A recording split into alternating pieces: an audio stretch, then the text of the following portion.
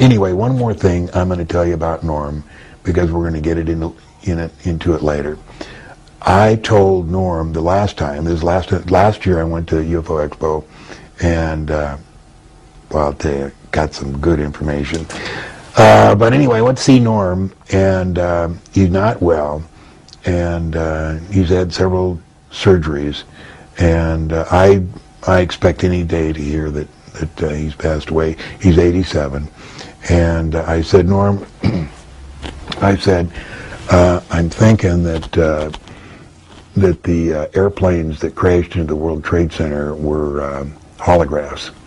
And he said, John, you're probably right, and here's why. He said, just before I retired, I was driving down on the Bayshore Freeway to Sunnyvale, and he said I had a friend in the right seat of the car, and he says, like it was about 8 o'clock in the morning, maybe 8:15. He said, we're driving south, and we saw this shadow, and we looked up, and here, he says, it wasn't a 747, but it was a huge 4-engine airplane. It wasn't 200 feet above us. And he said, we looked out and looked at this thing, and he said, of course, we're 20 miles from San Jose, and 30 miles from San Francisco. There's no possible way an airplane could, legitimately be flying right there. And he says, we watched it for about 10 seconds, and it went just like you turned a light bulb out.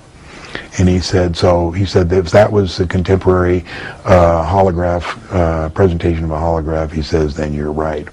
And the holographic technology is so far advanced that people just wouldn't believe it. But the other day I had a lady here that was helping Marilee on a casting program. Actually, she hired Marilee. She was from New York. She had 2 degrees from Harvard. She was just a wonderful, smart, receptive lady. And we were talking about holographs. She says, well, let me tell you. She said, about 5 years ago, I was invited with about 15 other television executives into a private showing in Hollywood, and there was a little auditorium. It wasn't very big. It could seat like maybe 30 people, and the presentation was called "The Future of Television." And she said, I don't remember if Steven Spielberg was there, but everybody else was.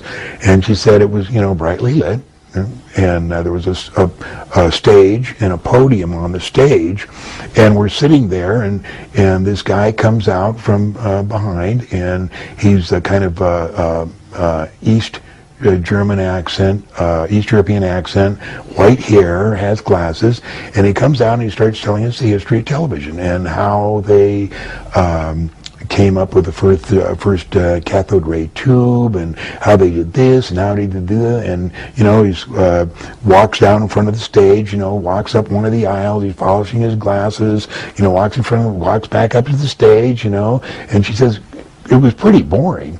She says after about 20 minutes, he wraps it up with something, and that's the history of television. He puts his glasses on, and just like a light. He disappeared? He was a hologram? Yeah. And wow. That was 7 years ago. So that's what television is coming to, is you won't have a screen. Right. You'll just turn it on, and it'll be happening right there. It's right there. That's great. So, well, that makes sense. The reason I tell you that Yellow story, Book, they had the Yellow Book, right, from the crash in 1947, apparently. So, and that's substantiated by Dan Birish over and over again. So that's a hologram, technology, right? So the reason I tell you that is because they back-engineered it. On ATS, when I first went there, one of the things I talked about was, there were no planes on 9/11. There was no airplane at Shanksville. This is really there was no airplane at stuff. Pentagon. There was no airplane at the World Trade Center.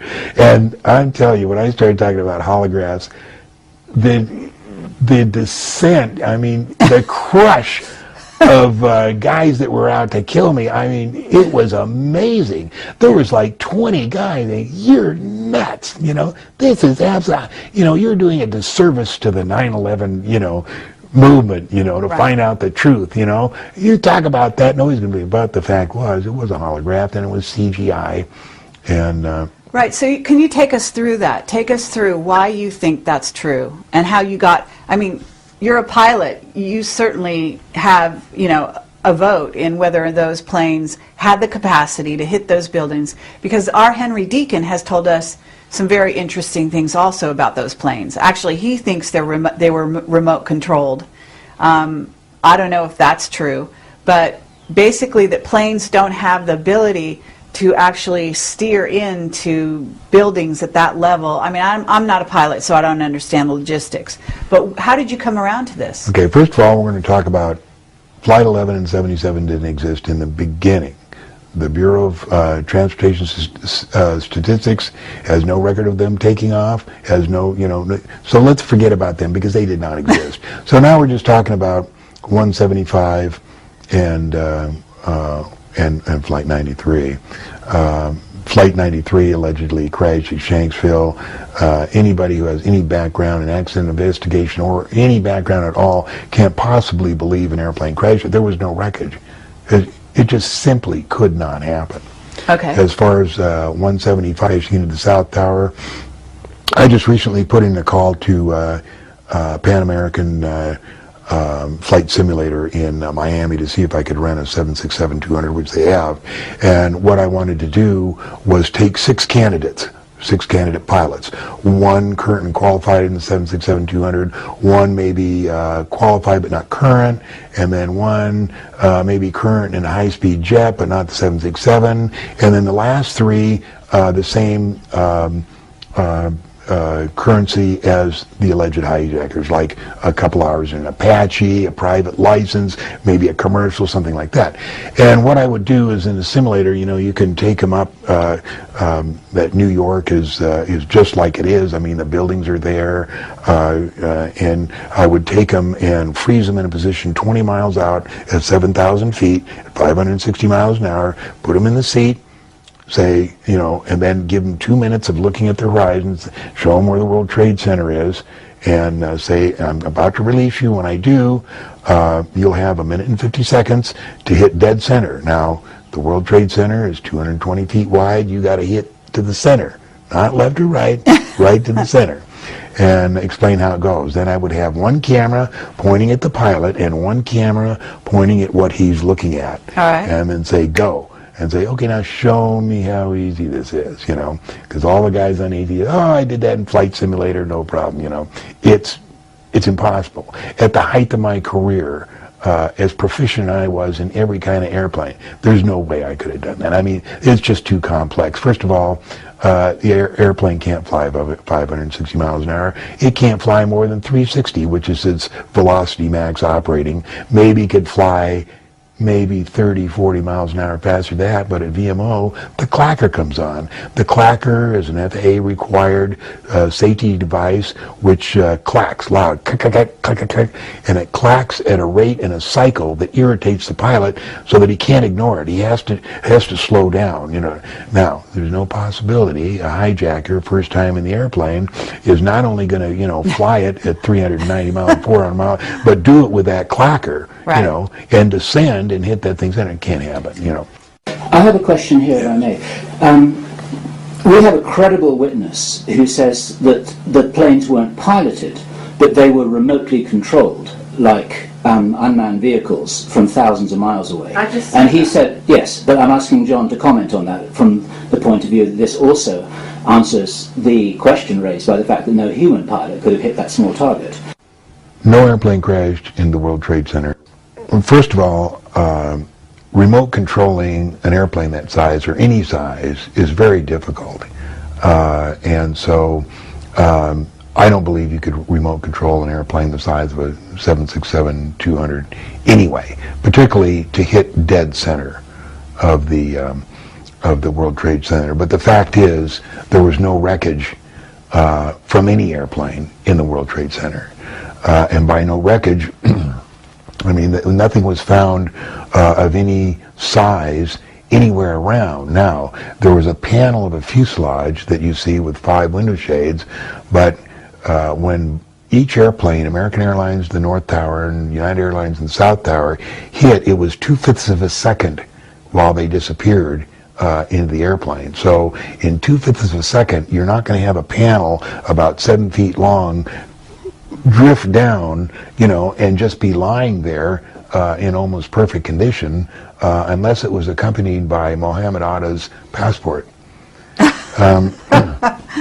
The only other thing that was found was the engine on Murray Street, and the engine on Murray Street has been identified as either a CFM 56.